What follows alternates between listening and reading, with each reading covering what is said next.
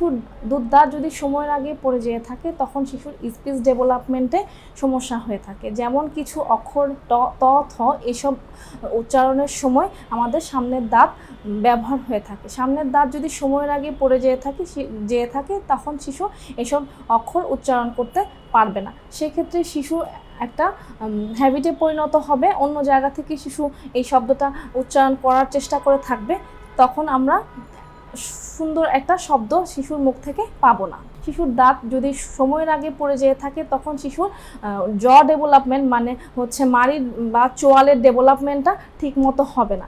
শিশু এক ধরনের সাইকোলজিক্যাল ট্রমা বা সোশ্যাল ট্রমা ফিল করে থাকে। যেমন শিশুর যদি সামনে দাঁত না থাকে, স্কুলে যখন যায় শিশু তখন শিশু অনেকেই বলে থাকবে তোমার দাঁত নাই বা এমন কিছু, তখন শিশু একটা সাইকোলজিক্যাল ট্রমা ফিল করতে পারে। সেই জন্য শিশুর স্বাভাবিক গ্রোথের জন্য এটা আমাদেরকে দাঁত থাকাটা খুবই জরুরি। মোস্ট ইম্পর্টেন্টলি আমাদের শিশুর দুধদাঁত ন্যাচারাল স্পেস মেনটেনার হিসেবে কাজ করে। যেন শিশুর স্থায়ী দাঁত আঁকা বাঁকা স্থানে না উঠে সঠিক জায়গায় উঠে, সেই জন্য শিশুর দুধদাঁত একটি পাথ হিসেবে কাজ করে।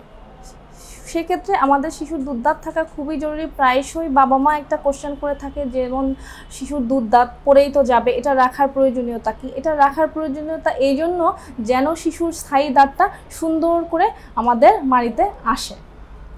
আর আমরা যদি কোনোভাবেই শিশুর দাঁত না রাখতে পারি, সেক্ষেত্রে আমাদেরকে স্পেস মেনটেনার নামক ডিভাইস আছে, এই ডিভাইস আমরা অ্যাপ্লাই করতে পারি। সেজন্য আপনার পেডিয়াট্রিক ডেন্টিস্টের শরণাপন্ন হতে হবে।